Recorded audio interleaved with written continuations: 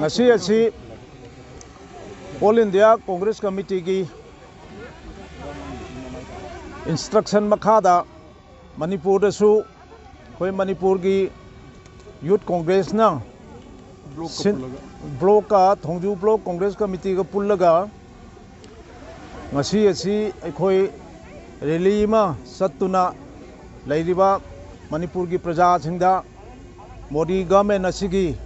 lan toriba thabak mayam sing ase masibu prachar tongna bagi damakta masigi awareness pina bagi damakta ngasi akhoi rally ma motorcycle rally ma ngasi akhoi gi Thongju Kendra dagi hoji hogjeragani aduna masigi maru eba paungjendi karino haibada ngasi BJP na oidaba mayam ama ngangchelaga lebak sason toba aduga prajana khangjadabanina makhoi gi wasing adu sumaboi ningdana asum pangchata chatpa aroibadadi praja singa se khauri yoba putharakna hingbang ambagi adumba thongna adu leirak oidobu matamasi oichalapasida aikoina lebak praja mayamda masi makhoi khangan bachangi madudi mori sarkar ase singi sarkar ni oidaba ngangbagi sarkar ni moidi bharat sangvidhan bu khonggoinaba ganatantra bu khonggoinaba aduga lebak sigi lair bagi sumayokta leiba lomi chimni gi sumayokta leiba aduga achou sang ena khunbang aktabu yokhatba adugumba capitalist ki adugumba society amada poruna bu honabani aduna bharat ki sangvidhan da piriba bharat ki leidiba akhoi gi khwaidagi maru oina kari haini khoi gi kanoda khoi gi kanoda harga bhagavad gita oiriba dhanmada haraga hindu gi na Bhagavad Gita, adagi Maitei Kanogi na Puya, adagi Kogi Muslim Sinau Sigina Quran, Aduga Kogi Kanogi Christian Gina Bible, Adugna, Bharot Kichu, Bharot ki Constitution, Haida Sambidhan Haidana, Lairiba, Asikum Siki Niom Siki Makada, Koi Punamak Tabak Togo Hariba. Adubu, Modina, Masikari Kaditowi, Mana, Asikumasing Usanadana, Kangshanadana, Mana, Loina Masiki against the secularism ki against the socialism ki against the democracy ki against the man ngasi toriba thabok mayam jingje praja khoi punna mangna urabani aduna hoji khoi mit pang ba tarabani khoi modi ki magi asugumba lanana toriba thabok mayam jingje khoi thajar roidabani sri biren gi oidaba mayam jingje khoi thajar roidabani ngasi mana lauthoki ba mayam jingase kaya yamna phajani implement toge se praja mayam loina khangabani hariba isam samba kharada kari haini mana hogi bagi election kanoda mamangda piramba bharot ki leiriba praja punamaki account da Swiss bank ta leiriba black money ase masi loktho uraga mipum punamakta laktrang matrang ane pi ni haina hajalamba mayam jing madu punamak to ngasi praja singda tacheng udra leirabani sigumba urba bakta da praja na mo khoi bo hanjan thajan leibase masi khoi ngasi degi tokthok si haiba pongjen je masi ekhoi gi ngasi gi motor rally isna uchchagadouri bani aduna ekhoi hoji mikap thokasi ekhoi modi government se masina nahang kai oidaba mayam ama tv da khabar kagaz da aduga tai tegi leidiba keno mayam singda media mayam de electronic media da sanari herga mana praja singda hypnotize to namdharam mayam singse masi ngasi degi hangdu asi haiba paungje na se masi aikoina masi gi motor rally sina praja singi mafamda aikoi pijigadouri bani sir apaswagi matang da dikai haningi 15 years congress na palakpa matam da apaswagi jaga khara da lokthok ga su maroina mafam jaga da atai da di lokthok de men issue na hodin nagaland da su apaswagi marum da kaino ngarang han da thokiba thudok khara su leire adu gi apaswagi rebuild tongna ba revoke tongna ba kanna kaino tawrai do sigi matang da kai haningi congress koi salam ba se apspa se ta sengbadi congress na chumnagi pami pamde haibagi wa to hokthi khoi thabak oina akhoi segment taret leiriba manipur gi capital city imphal gi sidalirba segment taret tagi di khoi lokthokpa hogreba sumaina BJP government na su amukta khanata su lokthokpi oba aduga akhoi gi di apswa lokthokpa je pami adubu tanjana yadabna tomni yadra su namdana khoi segment taret phaudi khoi lokthomi aduna hoji BJP su nahandagi kanodagi hauna congress na government parpati gi hauna BJP na masi lौथोकदोबनी हाइदना लाउदना लाकनी अदु ngasi चाही मंगा सुरकदोरिस बाउ the मोय कदोबी लौथोकतगेबा लोइना लौथोक ngमदसु part खरदि लौथोकपियु येंगसी BJP government सु अफपासबु लौथोकनिंबा पांबा government नि हाइबसे मसी मियामा मंगदु उटपियोबा सिनी मते मते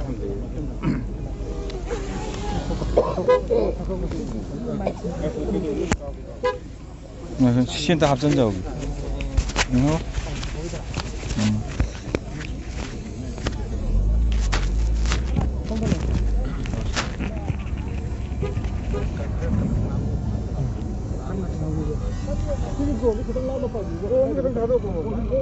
야다 ngasi koina Thongju Kendra Thongju Kendra Congress Committee na organize tokjaraga youth na support tawiraga amadi state na support tawiraga ai isama Congress ki Thongju Kendragi intending candidate amoina handaki khoigi lakadoriba khoi election sida khoigi armed force special power act se khoigi Manipur dagi khoigi lokthokadabni haibagi wakhalonda khoi pandam kharaga sanction jaba masida akhoi na ngasi gi rally chachadori basi akhoi gi hauji laiba akhoi gi BJP government amadi akhoi gi Kerala dasu akhoi gi BJP gi akhoi gi elected member oiba MLA amadi akhoi gi BJP gi akhoi gi miyoi sing laibsida akhoi request amadi appeal tawjari basi akhoi Congress ki matamdadi armed force special power act se akhoi lokthokpa hogjagre adu hojik akhoi miyamna hauji ikui kuidringaida akhoi Nagaland dasu akhoi hauji ki chakhala matam sida akhoi armed force special power act sina maram moraga mi ji kaisu laitana ubagi adumba yam tamthiraba act masigum basi akhoi yamna hauji chakhala matam sida akhoi Manipur gum sida akhoi yam tohoidaba lahidaba suma act ni haidana I thamjaningi sigi against akhoi sasabani ani subadana akhoi gi hauji laiba government anau lakpa sida pochai gi maman hongdar kani habagi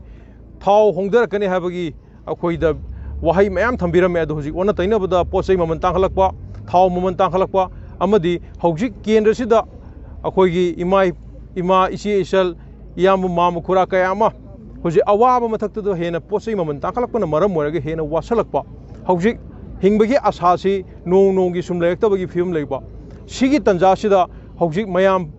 hojik laiba Kendra da natana Manipur gi miyam na khola wani hojik lakpa lawba hore BJP government gi mayokta akhoi pochai tangkhala liba amadi hojiki luraba tanja sida khoi karamain tawduna BJP do khoi vote pibi ge dawno pi ge dawrim no haibi wahangse mayam no ji hangnari masida ai shagi lanai gi tarafta gi aina thamjaningi se haugi akhoi Kendra sida su akhoi elected member ama elected khoi representative MLA ama BJP gi laibni sigi mathakta su jila parishad ama su BJP gi member jila parishad obiramba hojina dol hongdo hongjin tawriba amasu laibiri mani hai miyo singsina Kendra da kana wari ge kamaina kai tawrige kari sarige yum phajana lairibra laiterba mayam hojik pochai tangkhalai basi awabasi kamaina mayuk narige haibasi yengbida gai moi wahai wata phaja ngangdana TV da media da oina politics tawlere Kendra da kumdharaga amtu yengbiu na thamjaningi Kendra gi akhoi elected akhoi MLA minister amadi akhoi jila parishad BJP gi jila parishad oibiramba hojingna dol hongdong tawbiriba adu miyoi singdo Kendra da kumdharaga media da wahai phaja ba haira politics tawbagi mahutta Kendra da kumdharaga kana narige moibu bot piraga kahalkiba ima icha mam khura mayam kana naraga laing bangam dadana hojik paisa puthopangam dadana mi kayamas leitaba yaure hojik imung manung kayama hojik nongmagi sara tambada waba kayam lere nong yudana imung manung aingbadagi imung manung paisa wabadagi ahal laman kayam leitaba yaure angang masa mayam hojik paisa tanmanaba lambida naha kayama awaba thengnari masi mayam si haiba elected members singsina fil kumda biraga media da wahi wata phajaba hakta haiba na taba fil kumda biraga amta Kendra si kamaina leirige se amta yengbiu loinana handaki lakadoriba election sida aina thokchari bisida ko pandam kharaga thokchai madudi hojik Kendra sida ima icha singsina hoji asa leraktraba sarkar gi thabak lawda paisa piba ngamdragadi thabak changba ngambagi asa leraktraba masigi asa se akoi hingatna baidamakta akoi de sarkar gi thabak lawda su paisa lawjaroi haidana akoi media da laukthokchari loinana akoi gi hojik laiba MLA miyam ga unaba yadaba miyam ga unaba phangdaba jila parishad miyam ga unaba phangdaba miyam ga unage habda laitraba aduma mi gi do अदुम अखोई केंद्र सिदा मियामना पामद्रे हाबगी खोलाउदा हौजिक लाकदब election सिदा अखोइदी elected ओइरा मतुंगदा मियामगा उनबा मियामगा वारी सानबा मियामगे अपामबा थबकता थबक ओइन ओथुकपा अदुम MLA दु ओइजगे हाइदा democracy हाबसे मियाम प्रजाबु नमदब नते democracy हाबसे मियामगी दमक्तनी हाइदना थमजरगा flavour तौर सिजगी दम होर से Kagana Black December kita antara gemapel Nongmaijing numit yaipharaba Poinugi mangani panba Purnima numit asida ibudo wang purelgi masai gora sidagi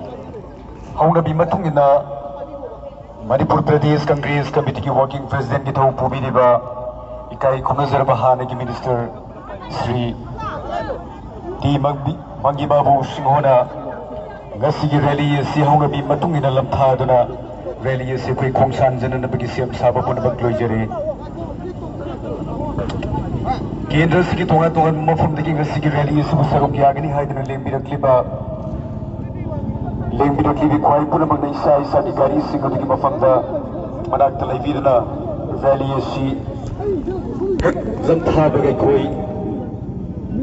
Chatpa yana na bagi sim sajari basida sarugya vina banolung na ring singjari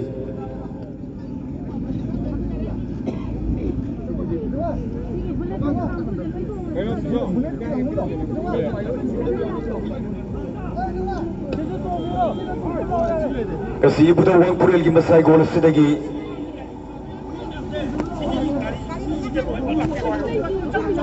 masai gol sidagi hojik lam tha bahuk jara rally sida mamangda khwaidagi mamangda leibiriba bullet sing si thobi gadori ba rally sa sarugya biriba sing adom ki gari sing sigi marak ta chambirang na baning sing jari rally sa sarugya biriba bang chingdro chappi gadori ba Royal Enfield thobi gadori ba kai kumna zarba rally sa sarugya bigadori ba sing adom ki gari sing sigi marak ta chambirana sim sadra leibiriba baning sing jari rally asli saruk lagi digajo ba kwai pun bagi sa gi bubirak ba gari sing digida tong dana ai koi rally asi chan da ba kon is libas de saruk ya bi bani sing jari diamond adong gi gari selection betul rally si ngasi December ki tang tarak mapal rally asi da saruk ya bi rally se saruk ya bi ke industry ki tuan from de gile bi be kai komisar be pun bak ausi ko rally se chan na basim sajare mar badri isa ki gari du ta thongkat pe na sim sadra le bi ne bani singjari Manipur Pradesh Congress Committee ki working president ki thong pumi re be kai komisar ba hanagi minister Sri T Mangi Babu na hauna bi mutungina na sige mega motor rally se flag of to biduna ki industry ki mafam sin batung chacharu duna Kendra sigi Tuhan mengusung dalam ini sorgi masa gore bahla malai guru mai veli che sal sat narul koi puna maktagi Thongju ni jaduna chatchagadouri ba Kendragi ku suba Manipur bidan sabha di bekal sida Sri Preshyojit Sanglakpam Kendra sigi video jab ngamna bagi dapat Thongju ni chatchagadouri bani aujik rally silam tha jab hojare rally sir sarugya bigadori ba koi puna manai sa ki gari juda तो बितरंग की rally सी लंथा बहुर rally इसने sir या बितर ब्राह्मण बस छप्पा या मपung फा rally मा ओयन बिन न बगिद मा सिंजरी ऐसे पंथुक चरी रैली सी तोंगा द मीडिया हाउस इन का एसपीबीडी तोंगा द सोशल मीडिया की प्लेटफॉर्म द लाइव स्ट्रीमिंग तो बिनी इंडियन नेशनल कांग्रेस मणिपुर की Facebook page asidasu live streaming to biriba dungla mega rally ni marabadru sarugya biriba pun bakna Indian National Congress Manipur ki Facebook page da like to be on the share to be had is no longer singjari Manipur ki maming lorba to print of the electronic media amadi to ba social media ki platform singo live streaming to biriba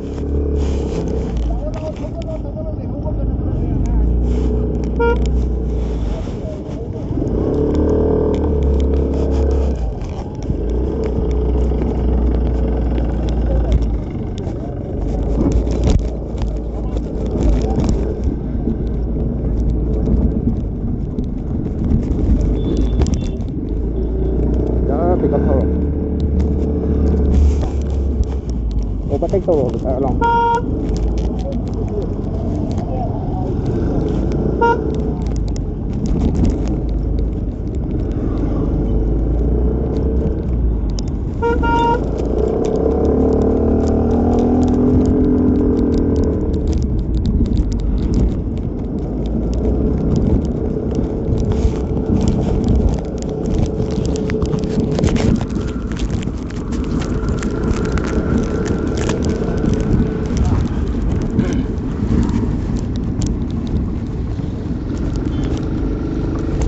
ngasi comment se ipi pinang tamana comment ude ado ngasi khoina kapsari se sengna habada khoiga sum khoi gi platform se recognize to bi bai chilau sing mayam lai ko singamai 360 gi platform se nung sibi ba adoga singamai 360 platform se recognize to bi bai chilau sing da mata khoi ngasi ba bada khoi singamai 360 platform se mayam gi damak to thong launa hangduna lai ko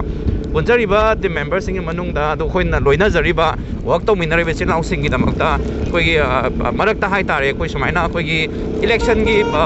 khoi gi process asida khoi gi mayam gi seva yaubi bai chilau sing gi damak ta su khoina chauna hange ha se sum khangbirak padagi khoina sum khoi da haibirak ba program sing invite to birak ba special request ta invite to birak program sing makhata na dum mamang da su khoi damjai ko adu ngasi su khoi ngasi yam important oiba topic ahum da khoi motor rally chachari ba sida su khoi singamai 360 gi maikai dagi sumai to ga invite to birak padagi khoi na specially yaujabani ha ba sima mayam da thamjage aduga khoi singamai 360 platform si mayam na khoi isin lau nung sibi isin lau sing na khoi gi vote yausan bigano election yausan bigano haiba khoi comment sing thambirai seng na haibada khoi singamai 360 platform si mayam gi ni khoi punjariba mayam gi ni khoi bu recognize to biba mayam gi ni mayam na sigi platform sida sida afaba lambi da use to birak ma tamda khoi na su taram taram laujagani haiba afama sini duga acha mirai nai dana mayam khoi amat to ina haitare mayam amat to ina chan mirai nai dana adum platform asibu use to view haiba afama sidi mayam khoi singamai 360 gi followers inda haijage duga kasi program asi interest lai bi chinau singna adum support to view ga interest lai bi da chinau singna avoid to view haiba program sima khoi haiba haija afam sima thamjage duga singamai 360 nang asi baw namjari program sing asi mayam gi overall ama natraga amada sum puk nuaitaba isa nuaitaba gumba adum haibiningba ngangbiningba kaya lebiram ba yai ado singmei 360 na namjariba program asima kanagumba xyz ta nungai bidab laita su kindly avoid haibasima hoi singmei 360 mai kai dagi thamjage aduga makhata na adom na penbi ba program sing su pen na ba khoi ngam na ba khoi hona jage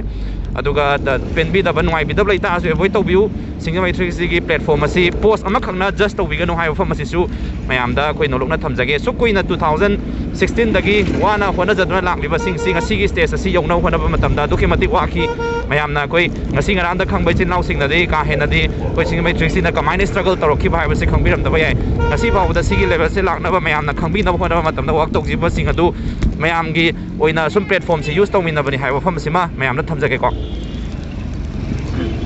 aduga kanagumba xyz amana akhoi singmei 360 gi platform se somai tawga use tawmin na se ko mina se hayak matam da su akhoi singmei 360 na thong launa hangduna thamjari haiba sima mayam gi famma thamjage aduga akhoi gi di singmei 360 bu recognize to we chinau sing da makta leijai haibani na singmei 360 kadino kamai to hawlakibano kana na pullaga se mano haibagi akhoi wakhalon leibija bai chinau sing di post amakhak se uba matam da mayamna koi xyz adugi da makta mayamna sum lana khanbiram ba yai ado akhoi singmei 360 platform di mayam gi da makta ni mayamna dum use tawmina si haibagi invite sima mayamna thamjage Mohen Livestream soidana pau pibiro koisu angamba mateng soidana pangjage koi page ki inbox su leibani aduga akoina page su mobile number hapjabani koi support koi channel punna support tawminari ba mayam khara koi admin hapjai ado mayam da su dum service pi na ba mayam gi su dum khudakte inquiry lak matam da support pi ba ngamna ba haidana mobile number hapjabani adura su dum message habirak ba or call tobirak ba yagani office hour da haiba sima mayam thamjage aduga mayam na khangbi o singmei 360 page asi hoji phaugi oina di haitare ko hoji phaugi oina di kana gi su aidi sigi mi sigi ni haiba thoidona leite sigi party sigi ni haiba thoidona leite mayam gi damakta ni koi singmei 360 bu recognize to biba ichil lau sing gi damakta ni haiba simadi mayam da koi thamjage do ngasi pangthok chariba motor rally asi koi caption da loi detail ijabane kari gi damakta pangthok pa motor rally no ado kana na sin mano haiba sima koi gi honsandak se 2022 gi general election asida koi gi mikhal thengnabi gi dori ba yamba Preshyojit Sanglakpam na mahak ki atim single loinana mahak pu support to bi besin lau single loinana koi gi akhanna ba koi category khara da akhanna ba topic khara da mayam da koi awareness khara pi da ba de khara koi gi mahak ki su contribution khara tawham thokpa taw da ba de haibe wakhalon da mayam gi mayam da koi knowledge oina ba haidana ngasi gi motor rally si pangthok chabani aduga motor rally si maruina si pangthok piriba motor rally si maruina koi pochai mamal koi wangna haigalakliba aduga naharol singi koi gi koi haidi youth singi chanafam lairaktaba aduga matik charaba youth singi oina ko aduga koi gi ahum subada koi gi armed forces special power act ki damakta khajitang oirasu government na support to biu haina koi gi haijaba adugumba motor rally ni mass motor rally ni habasima mayam na thamjage ado ngasi motor rally chakadori basi Thongju Kendra gi whole Thongju Kendra da pulap chatkadabani sinba thungna chatkadabani haibasima su koi miyam da thamjage mayam lambi se khoi su ka hena khangde koi invitation se numit humni gi mamang de special invitation to birak ne maroina specially koi candidate na koi da pau bira matung da samai to ga na obong samai to ga support to bi ko pi na habirak pataki koi bu recognize to bi ba yamba oibani na koi na hoi adu di angamba support to jage yamba ha ga koi na ngasi program asi yaujabani mayam na su xyz adongi apamba hai tare ko adongi apamba candidate la ngani hojiti India si democratic country ni democracy chatpa lebang ni isana isagi apamba candidate sing khanna bagi damakta koi apamba koi wakhalon sing punama koi phongdok na ba si koi gi election hai sigi medium sida loimba oi aduna koi na lebliba koi candidate sing kana no khangba mathau tai mahak na koi gi damakta kari tawbir ka dawna mathak ma koi khangba mathau tai aduga mahak na kari symbol le lepi no haiba everything loimba khangba mathau tai se seisa koi na so adomna adong ya apamba koi candidate du khanna phona da koi singmei 360 mai kai dagi ngasi hai program si so adomna khangna phona bada khajik mateng pangjaba du program ni haibasima mayam da thamjage koi Thongju Kendra whole Thongju Kendra ni ngasi chatkadoi sing mayam adum lambi da adum mayam na adum koi yingbini bachin lau sing Thongju Kendra gi adum gi thongan da adum lepaga lebiram matam soidana thengna gani haibagi mafam simadi koi singmei 360 gi mai kai dagi thamjage aduga taseng na khoi party wise hai tar BJP Congress aduda everything akhoi na partiality hai di mi chang mi khai nai bagi thodona khoi singmai 360 mai khai dagi leijade mayam gi di khoi Manipur gi mayam gi seba tawge thokpirak pai chin lau khudima khoi singmai 360 bu recognize to biba nungsi biba sakhang biba mayam gi damakta khoi singmai 360 platform asi launa hangdra thamjari hai bagi message asidi mayam di mfama thamjage aduga mayamna khoi singmai 360 je politics ta yawbi ganu hai politics ta yawda bagi damakta ngasi bhaubada naharol oiba singna naha oiba singna politics hai si ahan gini na khallaga thamba area sing oi aduduna su naha sing yawda maram na ahan sing na apa mapa matauba aduga decision se khoi gi naha sing gi favor da lorok tabana chingba sing asi mayamna naha sing na maruina election na sida khoi avoid tawdana khoi di election yawjade khoi di vote yawjade haina sumaina chauna kanthoga lekhibadagi ngasi khoi mayamna pendaba khara mayamna uriba si thoklakliba ni mayamna khoi angamba khoi democratic country ni na India asi democracy chatpa leibang ni na isa ge apama candidate adudi khoi isana khanbiu apama khanbiu haiba mafam asi khoi singmai 360 mai kai degi thamjage duga naharol amoina youth amoina ase khoi active worker amoina work to bidraga so khoi any xyz amana election gi process asida khoi thawa yaujarak pa xyz ama thengna bi matamda support to biu mahaksu mayam gi damakta seba tawjari ni haiba sima mayam da khangan jage duga knowledge ho henjage aduga singmai 360 na vote yaubi ganu haiba gi pot simadi mayam da lana oi gani haiba sima thamjage khoi na platform simadi khoi xyz ama khaki na te khoi bu singmai 360 bu khangbi bai chinau sing gi damakta yam chauna thong launa hangdo na thamli haiba gi khoi message ama pi boi na ngasi gi program asi manam jarak pani xyz amana khoi singmai 360 bu nungsi bi dana khoi gi singmai 360 platform sibu khangbi dana invite to birak matam da especially invite to birak matam da khoi singmai 360 gi mai kai dagi thong launa hangli haiba simadi mayam gi fama thamjage tawbada bu ahan ba program hai birak pai chinau sing da priority pizagani haiba gi mafam sima khoi singmai 360 gi mai kai dagi thamsari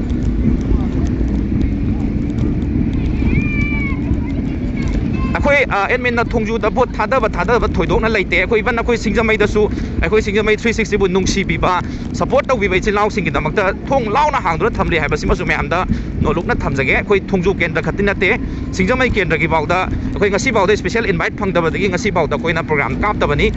recognize to bibai chilau sing soidana lakani haina khalle khoi gi platform sibu mayam na khoi platform sibu nungsi biba khoi platform sigi followers sing da haibining ba message sing yo honing bai chilau sing soidana tholakani haina khale matam adula su singjamai 360 na miyam gi damakta soidana khoi thawgal phangjage haiba wafam sima mayam da thamjage foron hai pe kong obo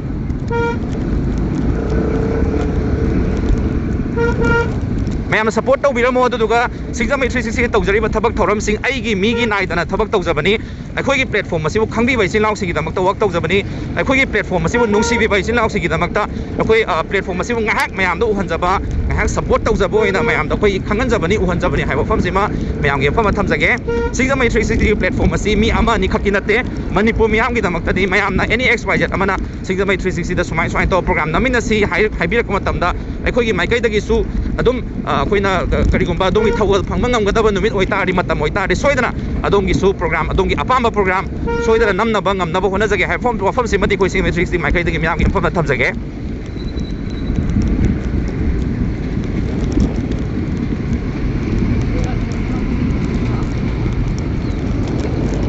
aduga akhoi ngasi mayam na khoi singmai 360 bu nungsi bidana singjamai 360 haina Manipur pumba miyam na khangna biriba aduga maru oiraba important thabak thoram kaya da khoi singmai 360 bu part amoina yahon birakliba sing asi akhoi na tasena chahi mari manga hena 2016 daga leptan hona jarakliba miyam gi thabak thoram sing humanity servicing mayam gi mateng pangba mayam gi angam ba khoi isagi matam kaya kai thoklo matung na mayam na khangbirak pani haiba simadi mayam na thamjage aduga singjamai 360 na hona biriba sida mayam na khoi gi party na iba khoi wafam sing khoi na BJP na duda na khoi gi apam pamba adongi waphalon phongdok piba khudima khoi comment yari makhai khanaba chaina dana ba thokdana ba mayam gi fama thamjage adongi su adongi party gi adongi candidate ki apamba internet candidate ki or apamba any xyz amagi support ta singamai 360 ga loinana program nambining ba lai tar ga so khoi singamai 360 mai kai da khoi thambira o knowledge o hembira o soidana angam ba mateng pangjage haibasima khoi singamai 360 mai kai da gi thamjage duga page asimadi sisimagi xyz kini haibagi pot ama lai maramna mayamna angamba dum singamai 360 da pau phabirak matamda angamba dum mateng pangna si support tawmina si duga platform असिदी लेबाक मियाम की ओइबनिना ma'am की पुनः अदुम work तौमिनसी अदुगा सिंगजमै 360 neutral ओइना लैबा खोटपा अदुदा हाइबा लैते अखोइना ngasi प्रोग्राम नमजरिसी न्यूट्रल ओइबा अखोइगी इनिशिएटिव अमगी मखादा हाइदि मी अमना समना हाइरा पार्टी वाइज अखोइना बीजेपी खतंगी वर्क तौइ हाइतारदि ngasi अखोइना आईएनसी कैंडिडेट की अखोइना वीडियो नंबर फंगजरी बसी फंगमोय हाइना थमजगे अदु अखोइ सिंगमै 360 ngasi बाउदा न्यूट्रल ओइना वर्क तौदना लाक्जरी हाइबसिमा मैम की मफमदा अखोइगी मेसेज असे थमजरी अखोइ कोंगबा यौरे मैम कोरोना पे कोंग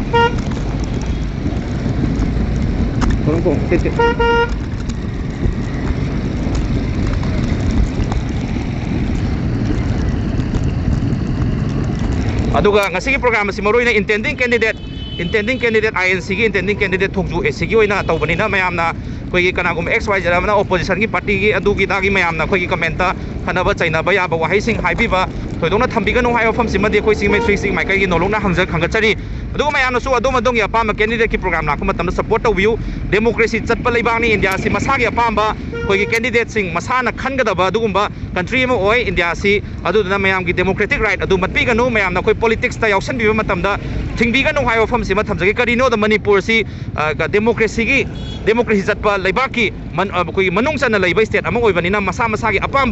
कैंडिडेट सिंग खन्ना होनबा मतमदा मयामना अपाम पब्लिसिटी मोंग तौबिरक मतमदा मयामना पुंगिन थगोपियु इंटरेस्ट लेता सपोर्ट तौबिरमु इंटरेस्ट लेबिद्रगना एवॉइड तौबियु हाय फम असे कोई सिंगमै 360 की माइकैदगी नोलोकना थमजरी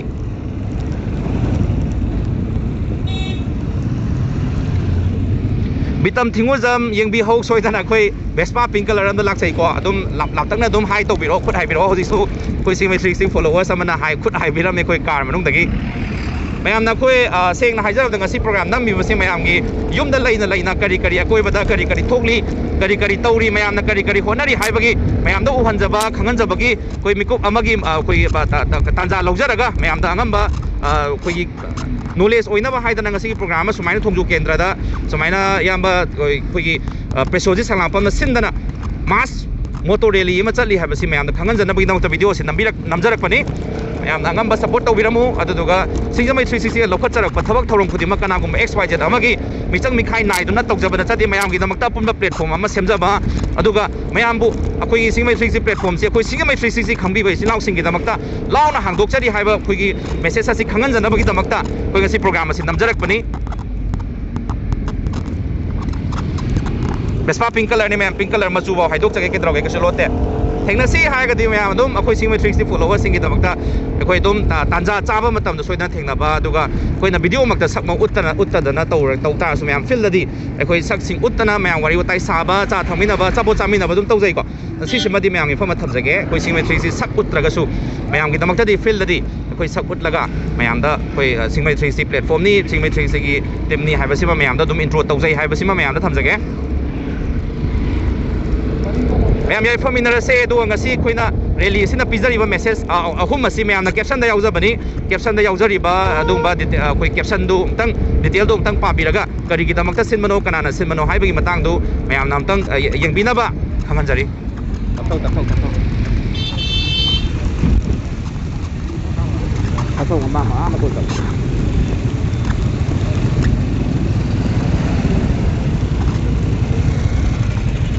Ukram chu thek lom da lang kani Chandra naurem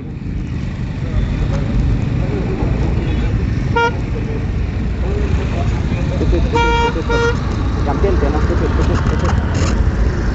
Porong pung dia haga paya yo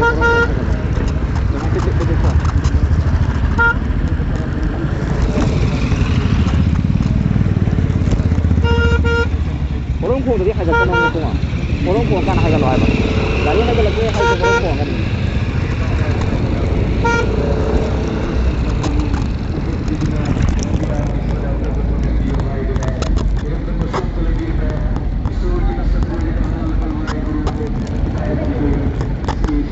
अखोइना ma'am support तौबिबा इचिलाउ सिंग सपोर्ट तौबियु अदुदुगा सपोर्ट तौबिनिंगदबा इचिलाउ सिंग एवॉइड तौबियु हाय फम सिदी मैम की फम थमजगे सिंगमै 360 प्लेटफॉर्म असे मैम गिनी नोमदी अदोंगी अपाम कैंडिडेट की दमकता सोइदरा लाइव थादोप ngamboi jage aduga candidate tuna so khoi सिंगमै 360 प्लेटफॉर्म सिबु खंगबिदना रिकॉग्नाइज तौबिदना सोइदना स्पेशल इनवाइट पिबिरकपा ngamboi सनु हाय फम असे खoi सिंगमै 360 माइकैदगी थमजगे कोई लेजै से थोंजू केंद्र ने ma'am mega motor rally asibu iramdam asumda lebi bukai punamakna puning thogot biri nungsibiri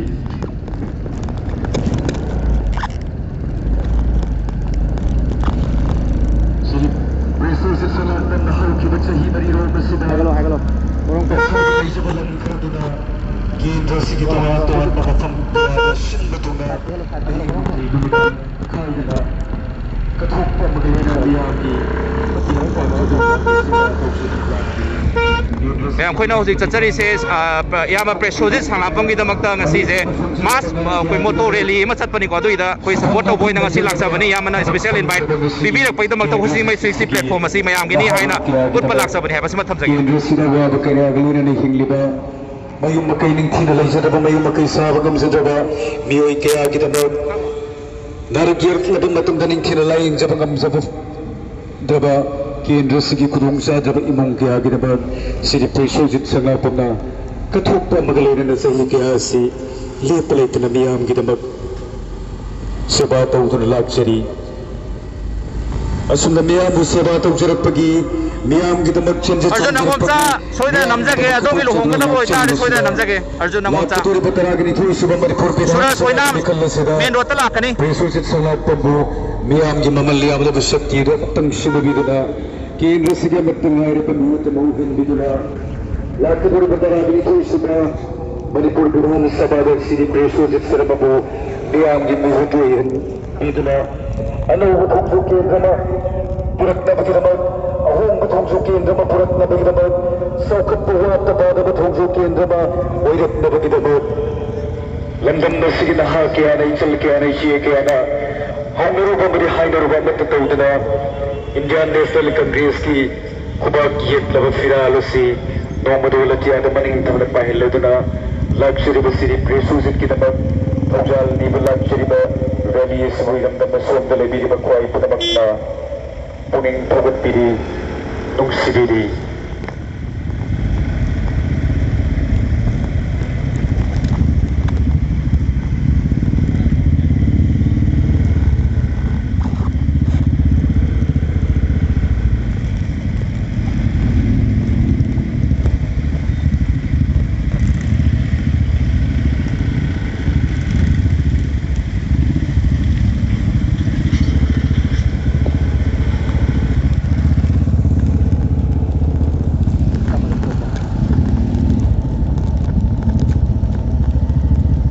Ngasi December gitang taraga mapal Nongmaijing numit yaipharaba Poinugi mga latarang na tiyatakta nganduna yaipharaba dung laba numit na mga sige yukasida yubado wang kurel yadong laba matik magullay na bachaura balamba kadudagi lamthazaduna yam laba Kendra sigi taha kaya na Kendra sigi chal kaya na iche kaya na sarupya dun achouba mega motor rally si irandam asumda lebi ba isogi basak oiraba allabalai guru ibai beli chechal baruk papang khwai punamaki thawjal ni vala cheri baruk naga mega rally ni lakaduri bataragini ki subam manipur vidhan sabha ki mikhalda Siri Preshyojit Sanglakpam irandam Thongju Kendra sigi amattangayarba miyam gi mihutuhin biduna Kendra sigi miyam gi seba tawba pangan biu miyam gi pakuloi uhin biu Kendra sigi lairiba warpa kiyada Siri Preshyojit saruk yaga pangan biu haiduna miyam gi thawjal ni bala cheri rally ni Siri Preshyojit Sanglakpam na Hoki bachahi mari ro masda masagi laisaba resource karana lan karana Kendra sigi mapham kya ba kuchak chatna sinba thungna chatna aing nukil tum bacha ba khangda makai Kendra sigi mimana draba imung kya ba Kendra sigi kudum sa draba laira ba imung kya da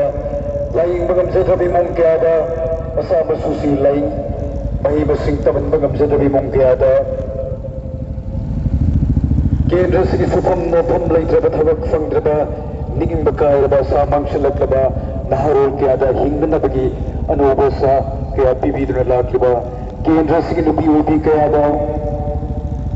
self-help groups kaya senduna matam ki holak liba samaj ki awan bakya technology ka sigachana na skill development ki training ke apirna epi oibi sing asana barom dum lop chapung amna bagi asana basabu shanthuk hegat chandra masagi punsi ki hing bagi thak wangkat hanana bagi dabak epi oibi sing ki mating ke pang bidra lat liba asana lep na ke industry awa bakudum sa rabam miyamga mating pang bidra miyam biswa to bidra lat liba sri Preshyojit Sanglakpam लाखों बतारागनी थोड़ी सुबह मणिपुर विधानसभा की मिखलदा केंद्र की ध्यान की चही मंगा की शक्ति ये दुतिबीदना अनुभ थोंजु केंद्र में पूरक न बगी दमग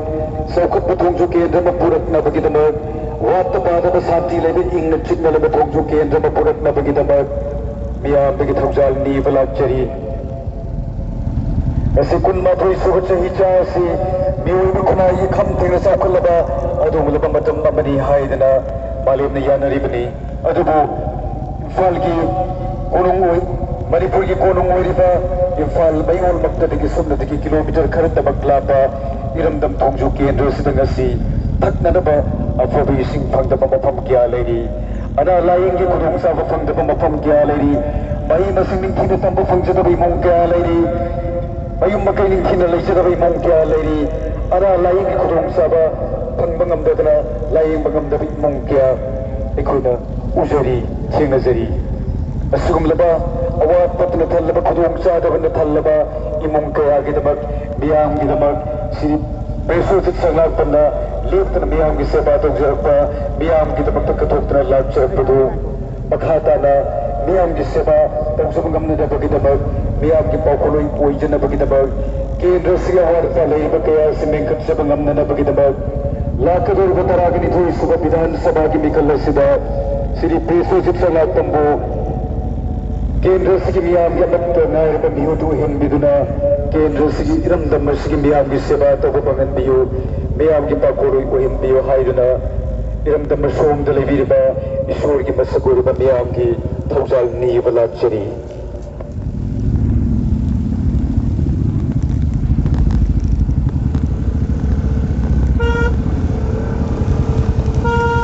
ngasi bisa miam ni hingbada nomre sangbada yadraba put se ki mamal kya katne wakalak tuna bisa miam ki put se tiriba akan ba achouba se ayo tariba wa betul asigi mayta apun ba kholawo bakat laun na bagi nama gambar sering ngasi bagi kasi ko ko na mana mariaga sister na lariba BJP da lusingda lagi kasi ko ko na mana mariaga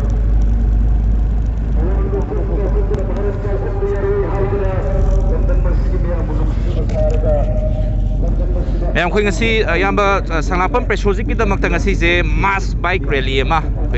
koi agenda ahum da hai tare koi leiriba lengak sida koi na su koi Sanglakpam yamba Preshyojit na su remind to zaboi na sigi area sing sida work tawragadi he na mapung phaba state amuk oigani haibagi manglan da koi mass bike rally si chachari bani aduga singamai 360 da su yamba na su recognize to biba yamba na su mateng pang biba yamba na su koi singamai 360 ki activity kaya da puning thoga pi ba maram na mahak na su especially koi program asi mapung phan mina si haina request to birak badagi ngasi koi program asi saruk yaba amadi mayam da uhanjaba khanganjaba lakchabani aduga mayam na koi singamai 360 platform si kanagum xyz amatagi platform nate manipur miyam gini haiba message simadi mayang e phama thamjaning bani take chalo aduga punama akoi singamai 360 platform asi mayam na akoi gi use to bining ba season ning bai chin lau sigi damak ta thong launa hangduna thamba platform oiba maram na mayam na adom gi apamba candidate singi program lakpi matam support to biu or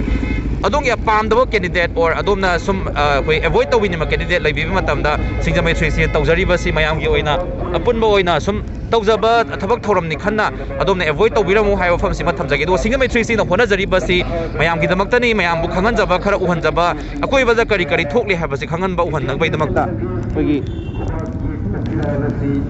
adia tatmani tanda pahilladuna yanda besantala suda baga motorali asi yanda mishon dele direba ꯑꯗꯣ ꯃꯌꯥꯝꯒꯤꯗꯃꯛꯇ ꯑꯩꯈꯣꯏꯅ use ꯇꯧꯕꯤꯅꯤꯡꯕ ꯄ꯭ꯂꯦꯠꯐꯣꯝꯁꯤꯡ ꯏꯆꯤꯜ ꯏꯅꯥꯎꯁꯤꯡꯅ ꯑꯩꯈꯣꯏ ꯁꯤꯒꯤ platform ꯑꯁꯤ ꯃꯌꯥꯝꯒꯤꯗꯃꯛꯇ ꯑꯩꯈꯣꯏꯒꯤ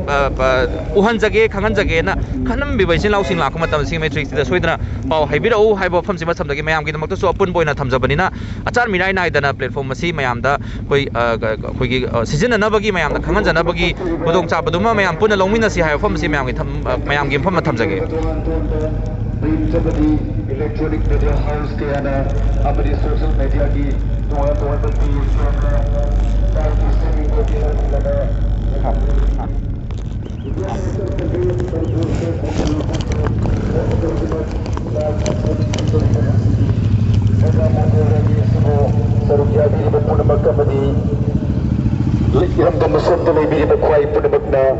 like to view and share to view how you see doluk na hangap shari kasi yam laba Kendra sigida hasing isi singichal singkana hainuruba madi haunuruba matatawdana Sri Preshyojit Sanglakpam kilaba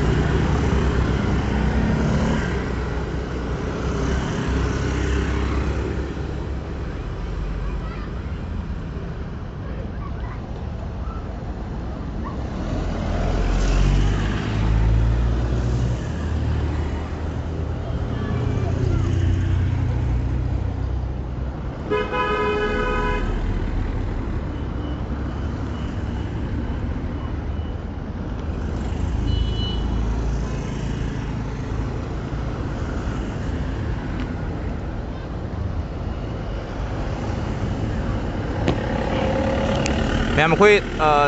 सिंगमई 360 की platform असी मयामदा अमुका हन्ना थमजगे अखोई सिंगमई 360 platform असी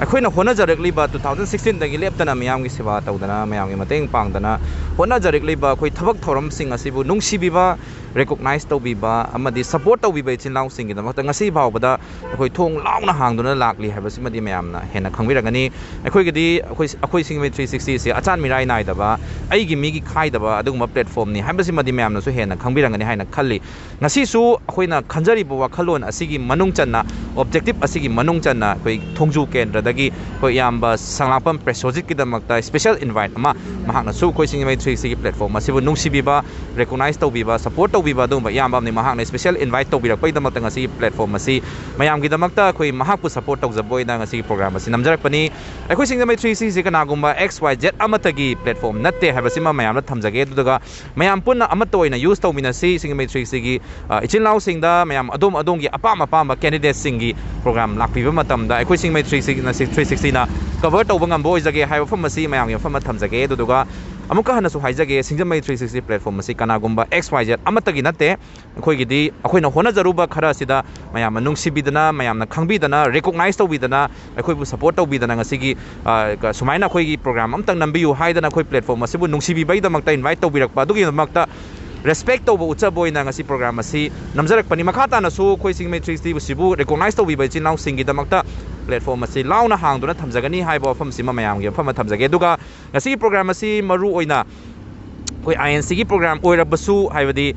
ꯌꯥꯝꯅ ꯄ꯭ꯔꯦꯁꯣꯖꯤꯠ ꯁꯪꯂꯥꯛꯄꯝꯒꯤ programme ꯑꯣꯏꯔꯒꯁꯨ ꯃꯈꯥ ꯇꯥꯅ ꯑꯩꯈꯣꯏ ꯁꯤꯡꯖꯃꯩ 3ꯒꯤ ꯄ꯭ꯂꯦꯠꯐꯣꯝ ꯑꯁꯤ 360ꯒꯤ ꯄ꯭ꯂꯦꯠꯐꯣꯝ ꯑꯁꯤ ꯃꯌꯥꯝ ꯆꯪꯗꯅ ꯑꯩꯈꯣꯏ ꯃꯈꯥ ꯇꯥꯅ ꯑꯩꯈꯣꯏ ꯁꯤꯡꯖꯃꯩ 3ꯁꯤꯕꯨ ꯅꯨꯡꯁꯤꯕꯤꯕ ꯏꯆꯤꯜ ꯏꯅꯥꯎꯁꯤꯡꯒꯤꯗꯃꯛꯇ ꯑꯩꯈꯣꯏꯒꯤ ꯄ꯭ꯂꯦꯠꯐꯣꯝ ꯑꯁꯤꯕꯨ ꯌꯨꯁ ꯇꯧꯅꯅꯕꯒꯤꯗꯃꯛꯇ ꯊꯣꯡ ꯂꯥꯎꯅ ꯍꯥꯡꯗꯨꯅ ꯊꯝꯂꯤ ꯍꯥꯏꯕꯒꯤ ꯃꯦꯁꯦꯖ ꯑꯁꯤꯃꯗꯤ ꯃꯌꯥꯝꯒꯤ ꯃꯐꯝꯗ ꯃꯈꯥ ꯇꯥꯅ ꯈꯪꯍꯟꯖꯔꯤ ꯑꯩꯈꯣꯏ ꯉꯁꯥꯏꯁꯨ ꯍꯧꯔꯛꯄ ꯃꯇꯝꯗꯁꯨ ꯑꯩꯈꯣꯏꯅ ꯃꯌꯥꯝꯗ ꯈꯪꯍꯟꯖꯕ ꯂꯩꯈ꯭ꯔꯕꯅꯤ ꯁꯤꯡꯖꯃꯩ 360 ꯃꯤꯌꯥꯝꯒꯤꯅꯤ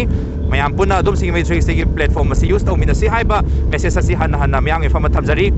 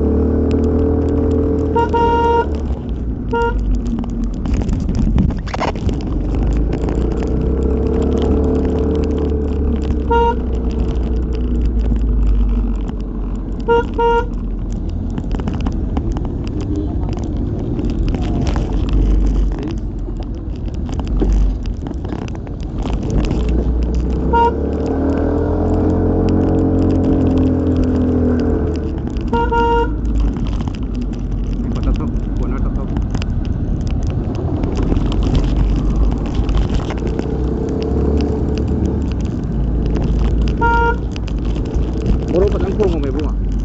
orang phồng tadi hajar lakukan ini dari depan lagi lakukan phồng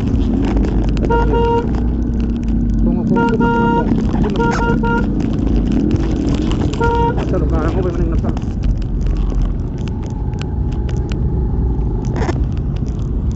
lagi orang phồng ya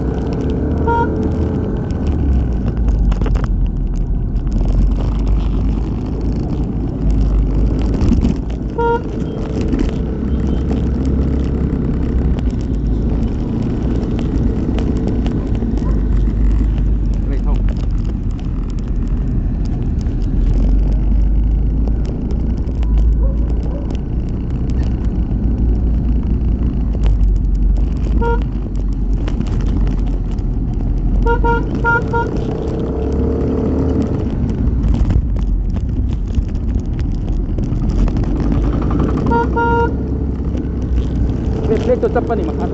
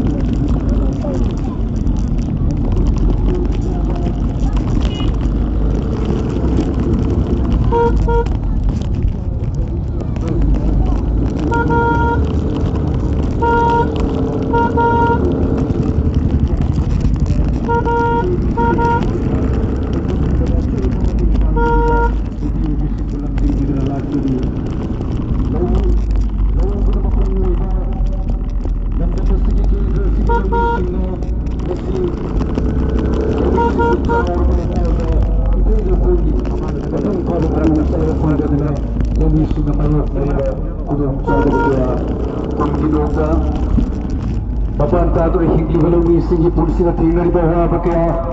batam sana kum ginu rakta dan tanda kum dua kilo kita mak tinggal di bawah pak kami isi nama yuk dari kudung sana pakai adu kasih tu ada basu mati pangjadana nama Jawa pakai kukan jenan bagi tamat siri Preshyojit Sanglakpam na Lakaduri Bataragini Koi Subang Manipur Bidhan Sabha Nikal Asida Irandam Thongju Kendragi miyamga amat tengah kami hujadu ijaduna Kendra sigi miyamgi seba tausana bagi tanzado pangsana bagi damat Kendra sigi miyamgi pakoroi oijana bagi damat Kendra sigi lagi bawa dapat kaya mengkat sabada saugya jabang amna bagi damat Lakaduri Bataragini Koi Subang Manipur Bidhan Sabha Nikal Asida adomgi shakti lerebat Cheigi mangagi kanatantrik oiba sakti yadu siri Preshyojit Sanglakpam da muktang dipipirna miyamgi pakoroi ohinbiyo miyamgi seba tawba fanganbiyo haiduna nalukna miyamgi thawjal ni balakjari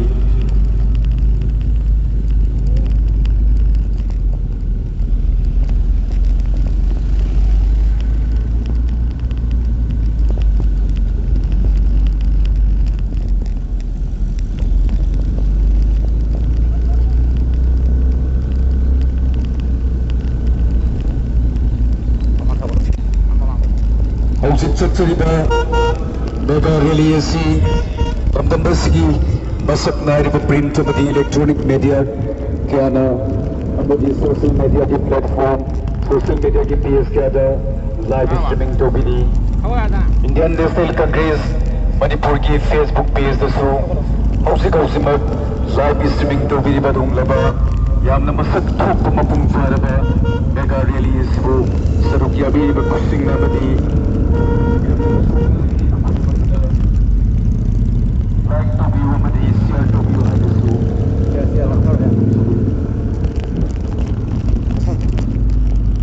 Camera. Thâu.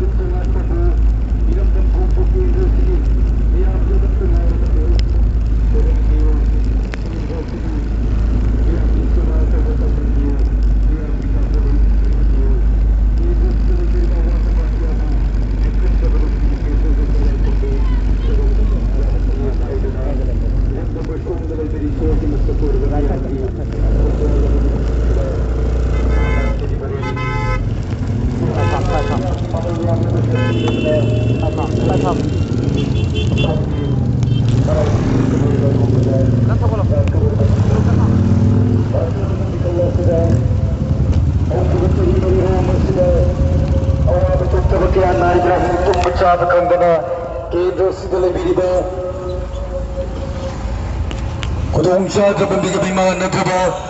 awa kudung tibakya mayuk dariba imung kera gidama ningtina mahi masing tamsa pangjadraba tunggi chati imiro rekadariba mahi roi kera Kamu nama itu lagi.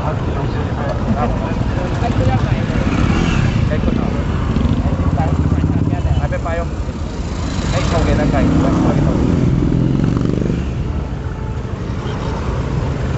Si pai kata awak kau ni nak kang mana?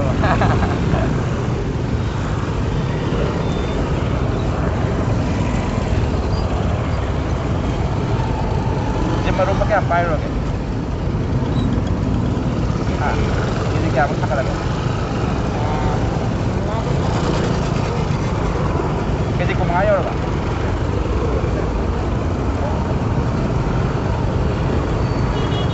Is malang may pak kada male hay yam to me koi kedi le kudi may pak ni hay bagi ase patha da loinana koi thupirak panga tani ko may pak so isano me amna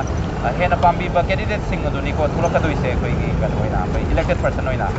do me amna adum ya pamba kedi det sing khanbiu aki bale tana khanbiu hay bas madi koi sing mai kai da gi miyam gi mapam da ro ka thamdari ado manipur se Mayang sa kamera kani democracy chat ba laiba amagi manung da laiba one of the biggest democratic countries mayang manung da laiba du ba pick up state amani koi manipur da su masana masagi apamba candidates sin khan bagi apamba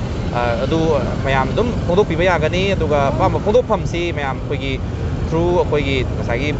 election torok matam da vote thada ba dum message sidani ko mayam na sai da adongi right sing do yon thok pida ba aduga adongi apamba candidates sing adu akiba leitana khanbiu hai ba sibadi koi sing mai 360 gi mai kai de gi mayam gi phama dolok na thamdari aduga sing mai 360 gi platform asi leibang miyam gi ni leibang miyam na dum use to bining ma matam da koi sing mai 360 bu recognize to bi bai chen law sing hai tare recognize to bi da mi na de sing mai 360 kanano makoi na khalle se kari no makoi na tawjari se kari no hai ba se mayam na khangbiram da ba ya do recognize to bi bai chen law sing gi da makta thong law na hang du na thamli hai ba se madi mayam gi pham na thamjage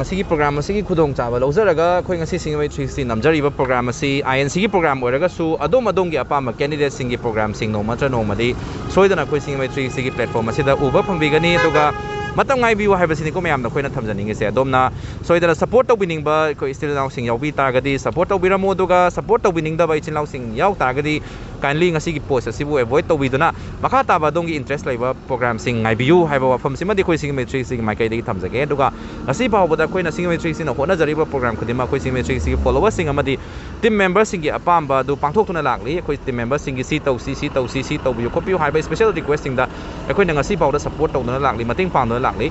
mayam na su khoi singwai 360 platform se bu recognize to bi sin law singa khoi singwai 360 da khoi gi haibirak laba matung da si tau se habadu tathok ta sin tor matung da aya da leiramgani soidana ko adui matung ya tathok ta sin tor matung da singwai 360 platform asi leibak miyam da khoi amata oina khoi masel amatani haibai kholau law bangam badu ba platform oijage haiba mafam sima khoi singwai 360 team gi site gi miyam gi famda thamjari maroina khoi singwai 360 followers ki followers sing da mya thamjage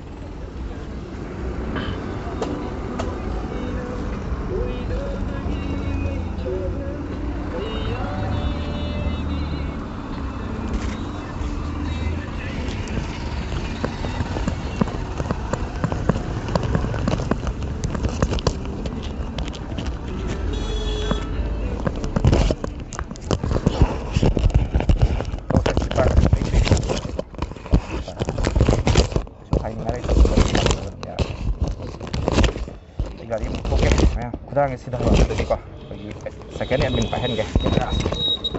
wah apa kamera mari tinggal kan apa Ayo dekat. Okey. Ayo lupa kita kau kan ada thai free lah tu. Baiklah.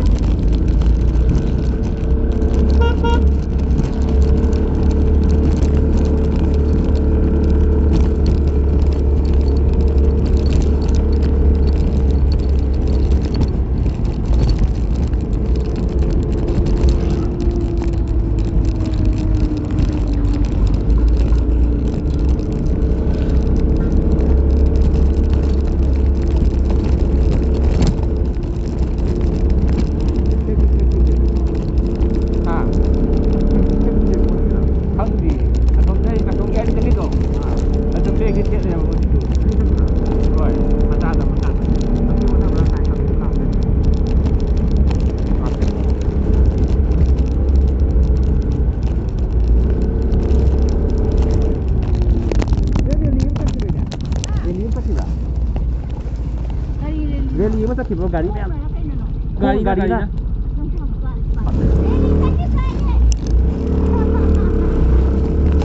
Beli masa kita berapa sudah? Gari ni. Nanti kita berapa? Kita di gedung buat nanti berapa?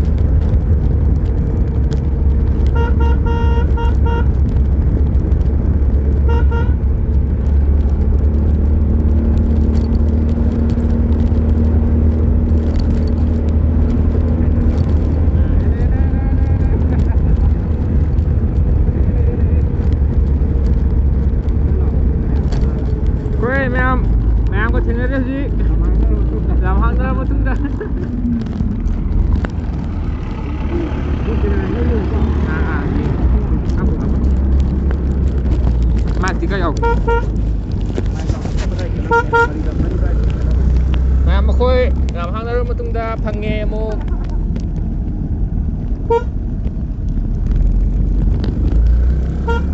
ꯂꯝꯕꯤ ꯉꯥꯎꯕꯅꯦ ꯅꯣꯏ ꯌꯥ ꯆꯠꯈꯤꯕ ꯍꯣꯏ ꯍꯣꯏ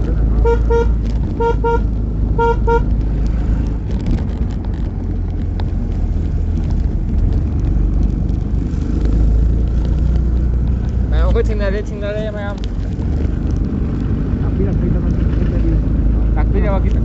ꯇꯥꯛꯄꯤꯔꯕꯒꯤꯗꯃꯛꯇ ꯊꯥꯒꯠꯆꯔꯤ ꯋꯥ ꯉꯥꯡꯕ ꯇꯝꯕꯤꯔꯤꯅꯦ ꯑꯩ ꯆꯤꯟꯒꯁꯨ ꯌꯥꯝ ꯅꯥꯔꯤꯌꯦ ꯅꯍꯥꯟ ꯑꯩ ꯋꯥ ꯉꯥꯡꯕꯗꯣ ꯑꯩꯗꯤ ꯕꯤꯛꯁ ꯆꯥꯔ ꯉꯥꯡꯉꯦ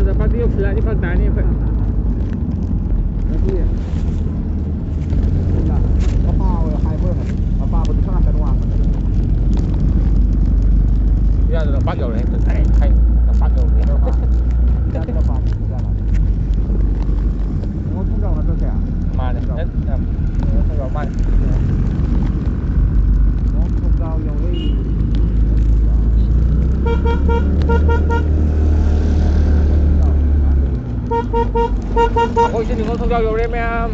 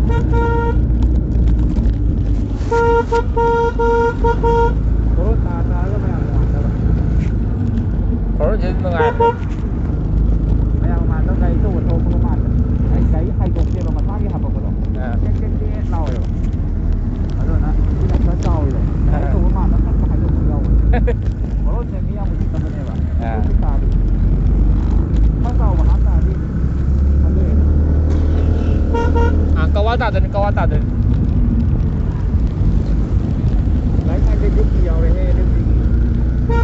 Light minded group. Light hay không? Light nó chưa có. Light có chứ là GST. Light minded group.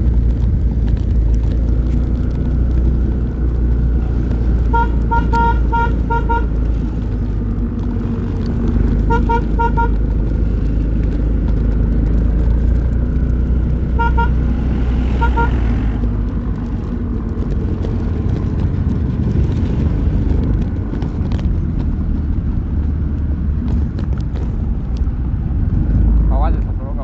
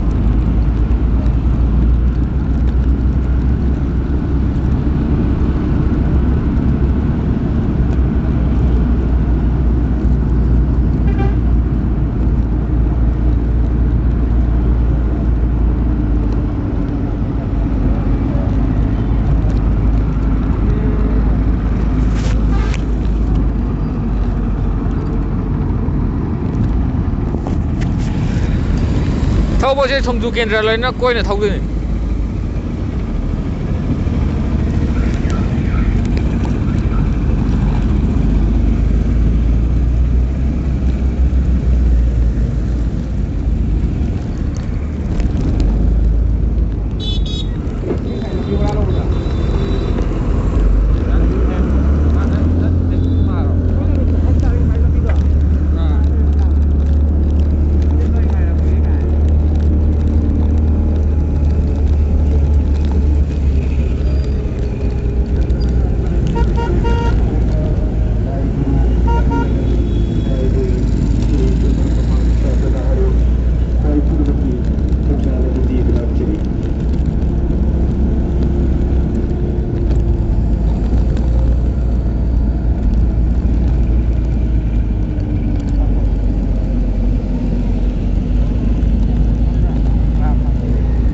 Thongju Block Congress Committee na puthokchaduna Indian National Congress ki biritama uijaduna Yakaduri Butaragani Thoisava Manipur Vidhan Sabha ki bikaida Thongju Assembly constituency miyamgi bihotama uijana bagidama birit oijariba Sri Preshyojit Sanglakpam gidama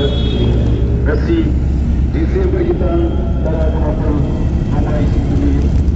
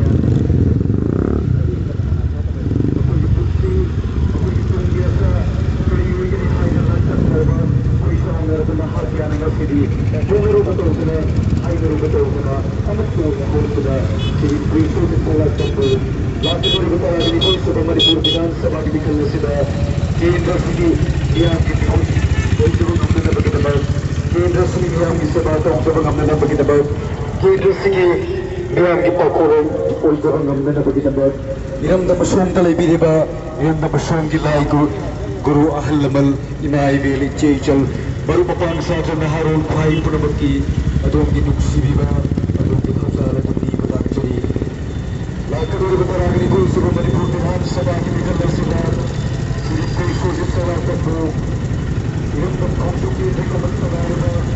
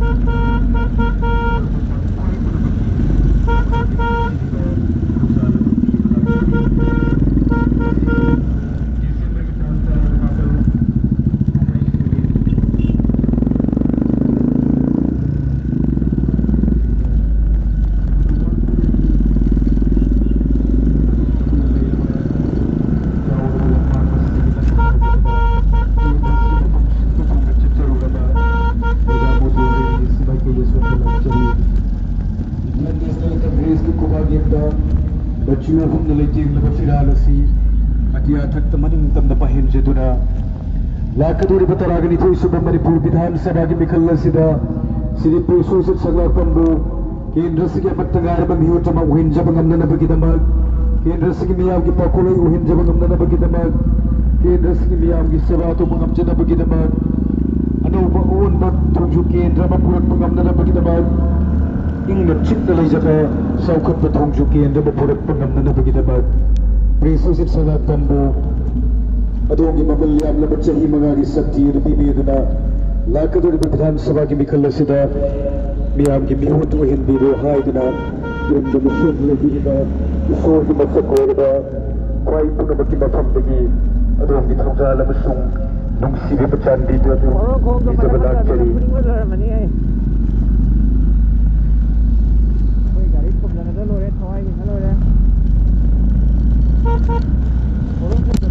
Kendra Sigi Tongan Matam Dagi Jam Labana Hashing Sing Sing Angruba Ailuruba Sigi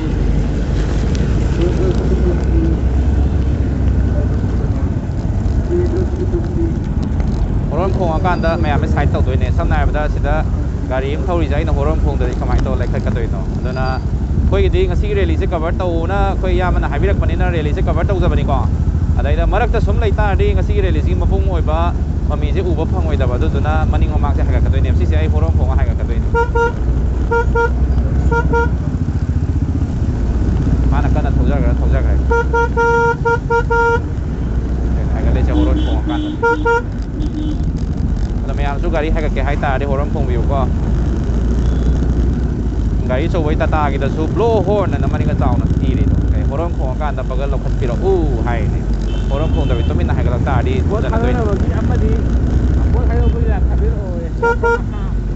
bớt hai đôi bagi live đi press media mấy mà lâu tàu giờ này cái đầu cái khơi nó cái đầu này ado personally khơi buồn nung xì bị vậy xin lâu mấy am nó invite cái tàu bị đặc lấy cái lấy ta đi qua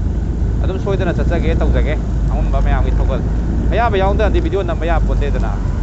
sai seng na ha da khoi gi sum blog se koi yam Preshyojit na adum khoi su tim moi lai bani na ma na su mai hai to bio hai bi ko de khoi ya ba phangam matung da nam ja rei ne ba aya bayang da mi program nam thalu ya ponte ba khom na kai thong yo re loi chale ka pa to loi chan doi ne mà cha pick room rồi cái gì election cái rally thế đó, mỗi sự support tàu bài tại bốt thắt đó bây giờ là cái rồi tôi số có chỉ những thằng lên này là ha sinh sẽ xem nào đó chúng ta tầm youth sinh sẽ có active participation in democratic process thế đó và trong cái này hay là khẩn lấy mấy anh nó coi vote hay cái gì bởi hanu hana cái tất khăn nó bắt đầu nó xung khai nó để không nó perception nó xung lấy vậy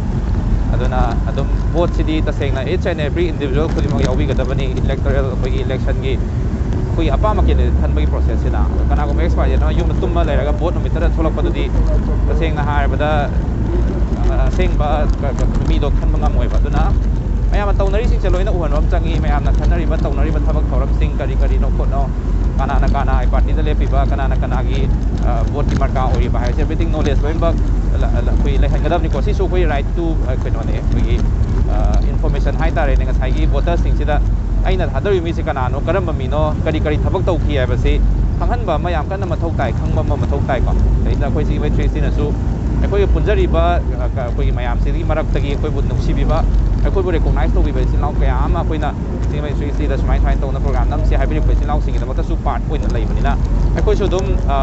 mayam na politics sa yaw politics ka do yaw ro do no India se democratic country ni politics yaw san ga da bani khoi na ha khoi na mayam na manipur mayam na adai di any each and every citizen khoi ma na politics yaw ra kan da achumba aseng ba mirem adu khoi khan ba ngam dori bani ko mayam na politics se avoid to ga lak ba neglect to ga lak ko maram na asi phau da aseng ba achumba mirem se khoi sel na lai ki ba ko khoi paisa na lai ki ba yam na loi tori se duna achumba aseng mirem se khang na bai da mak da each and every individual ki active participation changi ha ba si madi khoi sing mai sing mai kai da ki tham da duga khoi su mayam ki marak ta lai ro bana mayam na sum nung si bi ba mayam na hena khang na bi ba oi ro bana sum khoi su ngasi su part ama invite to birak pade khoi su adoi ta di invite to birak di khoi di sak ke hai bane ba seng na ha invite pu tawra ga di khoi yaw jage hai bane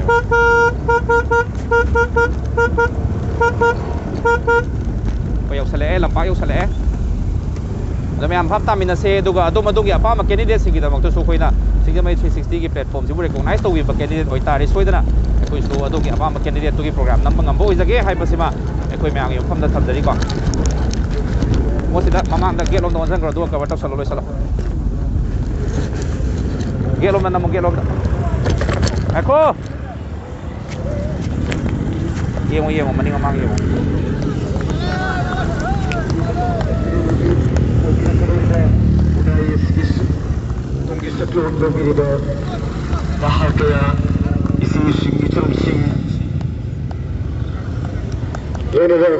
Ngasi December mega rally sibu mapung phana ba hona bada achouba dai te lobi ri batwan sub committee ki members sing polling station sing represent to bi da obadi committee ki member koi bi jo tu help dari ni lati dina ngasi December da lati dori bata ri to super mari formidhan sabha ki nikalda sri Preshyojit Sanglakpam ki industry ki hota hin da yadi haidana achouba box yer ba achouba rally asida Sarugyabi ki mapung phan dikhiba kwai punumapu sinjalanjari Thongju Block Congress Committee ki maikadagi Sri Preshyojit Sanglakpam ki maikadagi handana thagat chara phungdukchari tobi welcome chari yam khoi na han hai jom ne singa mai 360 se political events sing se da yaw da ba sunya yaro ha ba sima kari gino da India si democratic country ni ko India si democratic country o maram na khoi each and every individual khudima khoi politics si da is active participation na trasu khoi na mayam da sum block sum nam mayam da uhan jaba asengba achumba ngatagi na tabi da mayam da sum akoi ba thokli ba thodo wa thok sing se mayam da uhan jaba gi thawak thorom sing ngasi baw let na chatha du la li ko du ga khoi sing mai 360 platform si su khoi sing mai 360 bu nungsi bi ba support to bi ba recognize to bi be chin long mayam gi damak ta thong law na hang du thamba maram na kana gum xyz amna khoi sing mai 360 gi program invite to bi rak matam da khoi na no haide ha ba sima di mayam knowledge thamjage ha ba sima di mayam gi afam no no na thamjage du ga sing mai 360 na vote yausan na vote ka khom na mayam mo na vote hada bi mo na vote hada bi ha vote tuma aidi partiality du ma di khoi sing mai 360 mai ka di lai jade to wa du khoi ga loina jaduna to na do tin jaduna lai ba mayam sima di khoi gi mayam da uhan jabagi thawak thorom sing asidi lepta na chatha jagi ni makhata na su aduga mayam suna su khoi interest lai bi sin law sing support to biu interest lai bi da sin law sing adong gi apa ma candidate sing na lak matam da support to na bi da makta khoi gi prepare to na lai biu ha pham sini mayam da khoi na thamjani ngi se ko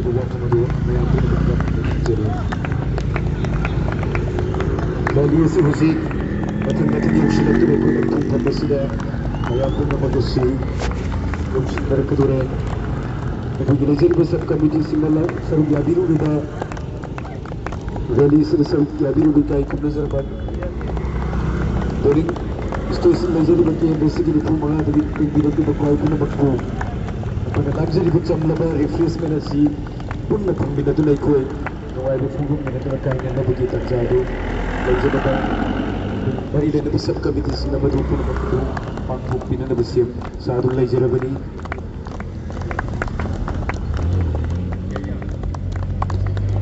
Agora this committee gi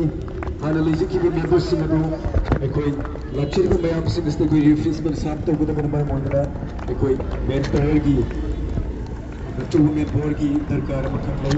और बदला office committee दिया गया है member को मत कोई सेमियाना कंजरीबा मतलब बसो इलेक्शन बिल ला इलेक्शन गरी ऑफिस कमिटी दा लगी बा मेंबर पुनमा कि तो आने में सब कमिटी के मेंबर पुनमा कोई सेमियाना खाली मफम बसो इलेक्शन गरी का सर याबी को कोई को मत को लंजरी को चंद बड़ी सब तो जब बना मदो यार मफम था सो ना ठोकना सब तो बुदा मत पंगबीना बगी दा baru kan sijari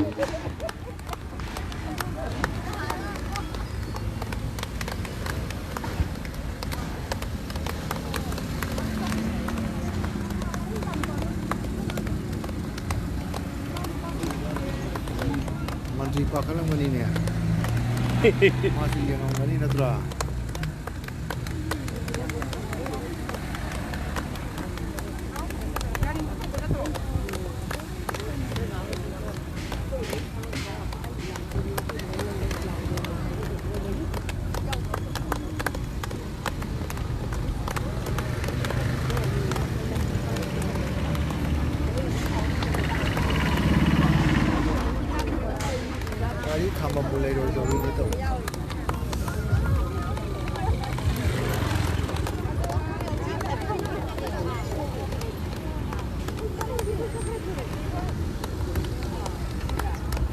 Ngasi rally sina sarug yadraba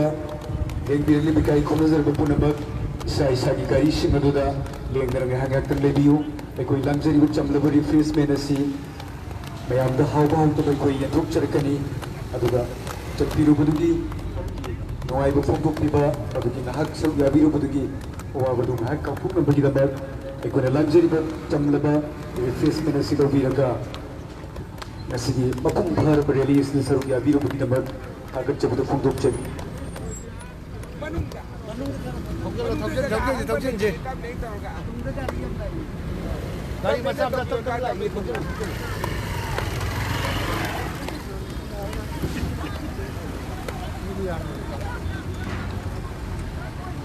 Ngasi rally si am nama pung pha masak thok rally am oi nai kona pang thok sakhi. Thongju Kendra ki mapham kaya sinba thongna chachagadouri matung ngasi Lamtha from Oijakiba, you put the one Kurelgi, the Parkers, the Hosea, Tatna Gari Singasi, Tungaratli. Mayam ngasi losalak pada ngasi akoi program namjari basi akoi singmetri sibu recognize to biba akoi singmetri su nungsi biba si lau singi namak ngasi bauda platform si thong lau duna hangna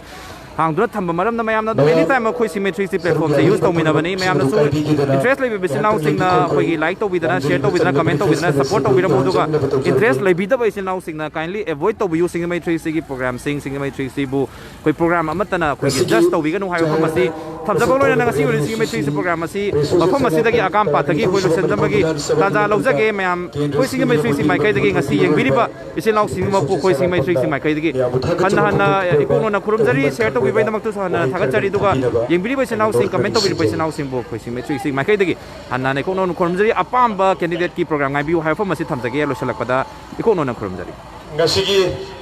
akoi gi motor rally siga mari le na akoi gi ngasi gi ichilnau mayama Manipur amadi Thongju Kendra kandaba yade habigi wakalonda isa gi matam yanglaba mayama kaithok biraga mangbiraga hariba motor rally si mapung phana baidamakta lengbire bai akoi lakpi baidamakta amadi masibu rally sibo akoi sogopi baidamakta ahama makta Preshyojit ai samang ahama makta kumyong ko ai kokona ikai kumna bochari loinana akoigi Kendragi isinlaw mayam volunteer mayam media gi isinlaw mayam ahalaman mam kura punong pusu ai kokno nei kai kumna bochari ngasi sigumba akogi rally saliba rally hogdoiba akogi tungi akogi yumbi oigdaba naha mayam gidamki moi tungi punsi gidamakta akogi hawkadaba mathangi yumbi oigdaba akogi naha singi damakta akoi pandama mada sanction binaiba masi aishu wasakpa muga loinana aina hana so haijaba hana so haijaba makogi damakta ai punsi hingani amade makogi damakta kunai si ai phawana bai damakta ai punsi hingani haibase ai miyangi mangda ai hana thamjari aduga ngasi lingbiriba mama khura ichilno ine isesal khwai pumno muku ai khoiramaga loinana mayamgi laman ai ngona tonjinjare haidana ai miyam thamjari aduga ngasigi sigumba koi khongchasi masina hawgokpa khakthani masidagi di makhatana akoi Thongju Kendra amadi Manipurgi yaifana baidamukta ai hanba leitana ai makhatana adum sata jagani masida aina mangda thamjaba mayamda haijaba mayamgi wa tadana ai thaba amata tawjaroi mayamgi wa tajaraga ahallamangi wa injaraga ahallamana haibadu takpadu logjaraga mayamgi apamba du development da akoi Kendragi development da akoi gi sakha thorangda porapada ahallamangi pakolo oina aduma misaktu oina oijage haidana hai mayam mangda khoram thamjari aduga wafam takdasu thamjage madudi handaki election sidasu akoi candidate si mayam lebakpu yai aduda akoi candidate singigi mana adugi worker ni haidana akoi khaido kumsi akoi Thongju Kendragi isilang maktani akoi Thongju Kendragi nuksinanaba yaifanaba akoi amaga khanadaba amaga nuksinadaba posi laitana baidamakta akoi di apunba loinamak nuksinana lainana baidamakta akoi di candidate magi worker no haidabida khaidoktabida koina punna laiminasi punna hingminasi maduda mayamna apama wakhalonda vote thadaba oisunu haidana ai mayamda isinaw mayamda ai khoirmaga ai thamjari aduga ai amukasu ai repeat tawjari ai samag handaki lakadar election sida vote mai pa kanda ai sarkar gi thabo lawuda paisa lawjaroi ani subada ai thika ju sujaroi aduga ahum subada ai Kendragi silaw gi watadana mayam gi watadana ai kusia sida thabak amada tawjaroi ahallam gi pakoloi oi koi Kendragi development da ahallam mayam gi wataraga mayamna apamba ahallam nahasing ima iben singa apamba wakhalonda ai thau pangthok jagani haidana ai pumrong pu ai khoiramaga ai thamjari ada loisalakoda ngasigi tilliba ngasigi akoigi tungi khunai gi damaktane haidana sanction biniriba lakpiriba ichelaw mayam pumrong pu ai thagatpaga loinana akoi tungi khunai gi damakta akoi sanction liba sumba koi posai tangkhalakpagi mayokta koi sanction liba sumba rally sida saruk yabibai damakta ai hanna thagachari akoigi armed force special power eki masigi sumba yamna tamthiraba eksi lokthokta yadi habagi wakhalonda khongjang sanction jariba sida akoi saruk yabiriba isinnaw pai pumnong pusu ai koknono nolaga ai hanjana thagat phonglochari aduga gasalakpada mayam pumnong pu ai amakasu ai hana haijari madudi handaki lakadariba election sida mayamna makhatana support of you aduga loina ai gonda mayam gi laman jutto junjare haidana ai mayam pumno bu ai khoiram ma thamjare slogan mayam punabakta ai maptari koi sujare koi rally si mapung bharat sanur matung da hause koi slogan amakatang kholaw amakate koi punna lawminasi aina sidi Preshyojit na haire lawjarke mayam na yaifare haibadung lawbiro mayam punama ai amukta puring siksitjari ahum laklaw jagadabani aina sidi Preshyojit na haire lawjarke mayam na yaifare haina khumiro mayam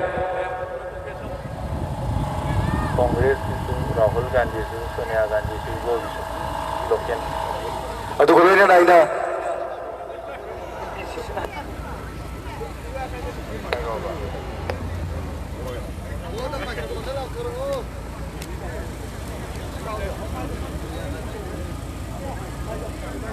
Come and get अदुगी मतुंग दैना Indian National Congress ना हारे लाउजर के ma'am ने याई फरे हारे कुंबिराऊ अदुगी मतुंग दैना सोनिया जी ना हारे लाउजर के मैम ने याई फरे हारे कुंबिराऊ राहुल जी ना हारे लाउजर के मैम ने याई फरे हारे कुंबिराऊ इबो बिना याई फरे हारे लाउजर के मैम ने याई नापिगनी इबो बिना हारे लाउजर के मैम ने याई फरे हारे लाउगरो अदुगा एमपीसीसी के प्रेसिडेंट सोई बिरिबा लोके ना हारे लाउजर के मैम ने याई फरे हारे कुंबिराऊ मैं अपना मत ए लाउजर आगे श्री प्रेसोजित ना श्री प्रेसोजित ना श्री प्रेसोजित ना इंडियन नेशनल कांग्रेस ना इंडियन नेशनल कांग्रेस ना इंडियन नेशनल कांग्रेस ना श्रीमती सोनिया जी ना श्रीमती सोनिया जी ना श्री राहुल गांधी जी ना श्री बोबी जी ना श्री गैखाराम जी ना श्री लोकेन जी ना मणिपुर प्रदेश कांग्रेस कमिटी ना मैं पुनः बुहान थागत फोंदोक्चरी